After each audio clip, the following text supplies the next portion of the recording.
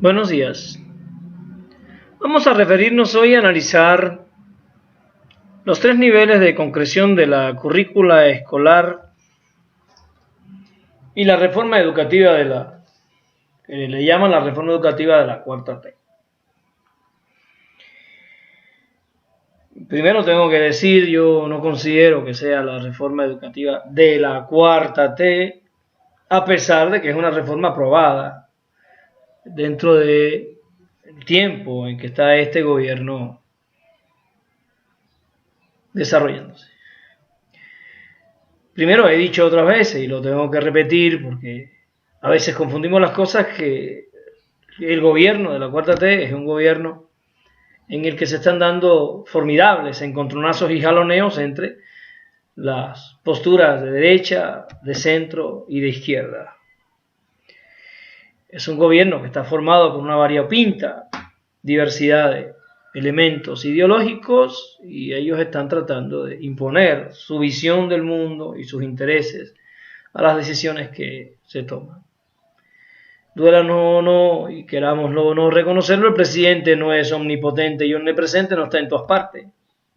Y podemos tener gobernadores, incluso gobernadores que se dicen de Morena, ejerciendo y ejecutando acciones que más bien demuestran una postura de derecha y de ultraderecha. Podemos tener gobernadores dentro de un gobierno que pretende no ser un gobierno de violencias. Podemos tener y tenemos, de hecho, gobernadores ejerciendo violencias.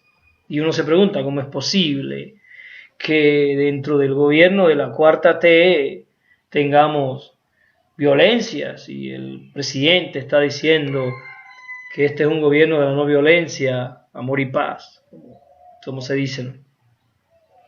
Entonces tenemos que reconocer que dentro del gobierno y también fuera existen fuerzas de derecha, él les llama fuerzas conservadoras, que van a hacer todo para obstaculizar el avance del gobierno y por supuesto generar confusión en la masa oprimida, de manera que a la vuelta de 5 años ellos no deseen volver a votar por esta opción y además sería para ellos una ganancia enorme que ellos llegaran a la conclusión de que todas las posturas son iguales y que este gobierno es más de lo mismo y es, como dice el zapatismo, él lo dijo sin tener ningún tipo de elemento ni de prueba, lo dijo por mi opinión, ¿no? Por tosudez y por falta de inteligencia, que este sigue siendo el mismo finquero, nada más que cambió pues, de ropa. No lo creo. Yo creo que se sale de una situación social poco a poco, es un proceso, no se sale por decreto ni ya y se acabó la corrupción y ya y se acabó la violencia y ya y todos somos hermanos y bien portados. Eso no es así.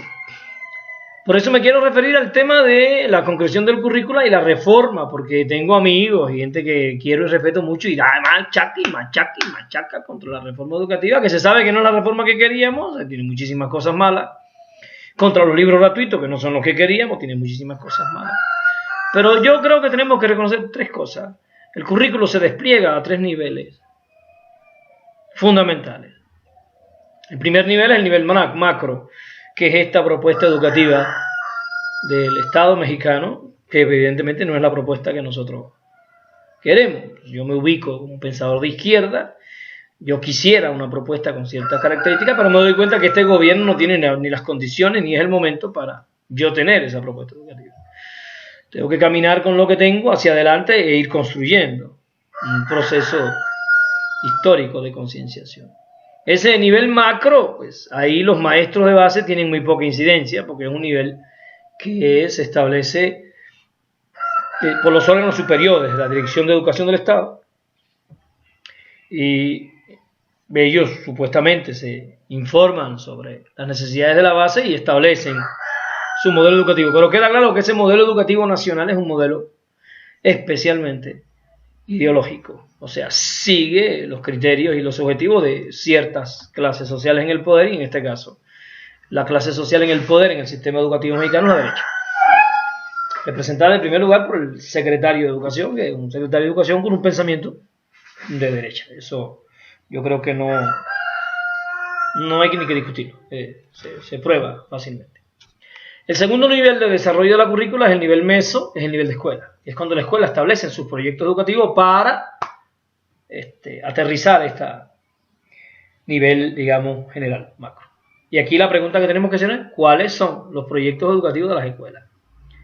Donde sí tienen especial incidencia los directivos, los supervisores y los maestros. Entonces, yo tengo un proyecto, un modelo educativo que no es el que yo quisiera, en este caso del Estado, que trae una propuesta de valores que no es la que yo quisiera, que trae una propuesta de principios pedagógicos que no son los principios pedagógicos que yo quiero.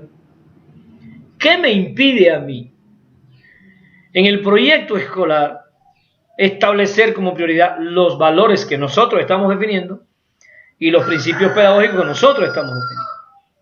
¿Qué me lo impide? Realmente nadie no me lo impide nada. Nadie me impide eso.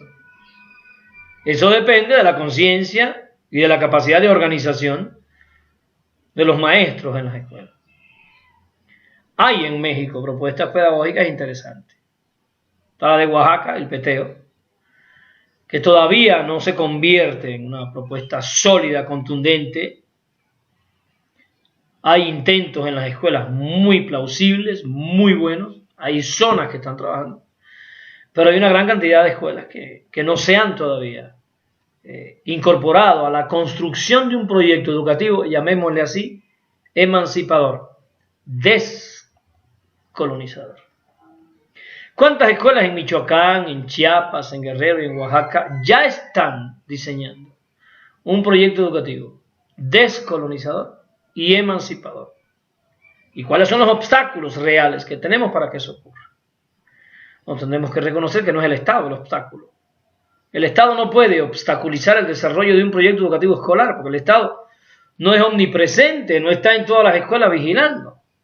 Aunque sí está en forma de hábitos, el Estado está en las escuelas en forma de inercias históricas, en forma de habilidades, de gustos, de prioridades.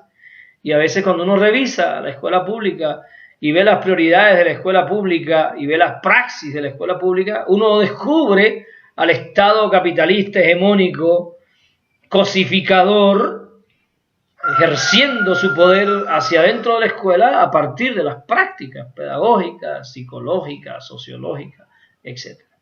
Incluso es muy fácil descubrir la acción del Estado capitalista hegemónico a través de la relación escuela-familia. A través de la relación escuela-familia se descubre inmediatamente una relación de imposición, de poder, acéfala muchas veces, que no tiene como criterio básico la emancipación, la descolonización y la culturalización, la humanización, la espiritualización de esa relación y por ende de los procesos escolares, de los procesos familiares. Por último, el último nivel de concreción de la currícula es el nivel micro, que es esa planeación que hace el maestro en el aula. Lo voy a decir con estas palabras porque creo que es importante. Hemos heredado de los sistemas de dominación capitalista pedagógico la idea de la clase. El mismo término de clase, que es un término aséptico aparentemente, ya oculta las luchas de poder y las luchas ideológicas que se van manifestando detrás de todos los procesos pedagógicos escolarizados. Yo creo que más que planear la clase, nosotros tenemos que planear la descolonización, planear la emancipación, planear la liberación, planear el proceso de culturalización y de espiritualización de los niños a través de los procesos escolares. Cuando el maestro se sienta a planear, no establece una secuencia de acciones o actividades como comúnmente nosotros concebimos a veces. Esa secuencia de acciones y actividades es una manifestación de la instrumentación positivista de la escuela. Lo que el maestro tiene que realmente tener claro a la hora de concebir ese momento mágico que se da en el aula entre él y los alumnos son los procesos de toma de conciencia histórica, los procesos de comprensión de la dominación en las diferentes esferas de la vida social, humana y pública, en la esfera de la ciencia, en la esfera de la sociología, en la esfera de la historia, en la esfera de la geografía, en todas las esferas de lo humano se han ido dando procesos de despojo, ¿no? Proceso de colonialización del pensar que el maestro tiene que ver cómo los va, digamos, desvistiendo frente a los ojos de los alumnos para que ellos aprendan a tener una visión crítica de la sociedad en la que viven.